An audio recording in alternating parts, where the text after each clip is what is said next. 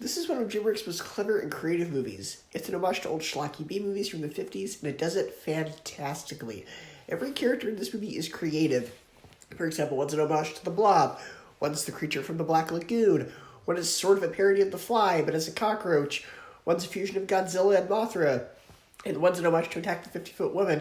And this movie feels like sort of DreamWorks' attempt at making a Mars Attacks type movie where it's still its own thing, but it's also a spoof while not quite crossing that line. It's more of an homage, but also sort of a spoof. It's kind of that gray area. Either way, the writing is sharp. There's so many little quick lines of dialogue that just come one after the other. The entire voice cast works very well off each other, and a lot of this movie is very clever. It's satirical and smart. The animation is fantastic. Everything about the alien ship looks fantastic. The monster in prison, everything about this movie just looks so gorgeous. The designs of the aliens and the monsters are all very creative. The villain's written kind of weak, though. He's sort of played up as more of a joke.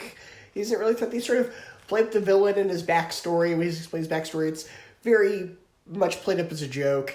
So that's kind of what this movie is anyway. It's not really meant to be taken that seriously. It's meant to just kind of be an homage to schlocky B movies from the 50s, and it does it masterfully. I highly recommend this film. Even though there are a couple of things about it that don't make sense, though. Like, for example, even the scene was kind of clever. There's a scene where they're fighting the alien robot at the beginning, kind of near the end of the first act of the movie, and the character that's the spoof of the 50-foot woman is running away, and her feet get stuck in these cars. She uses the cars as roller skates, and she can suddenly just instantly learn how to do roller skates. So this isn't really set up. It's not really stated that she's a professional skater or anything, so that kind of feels out of place.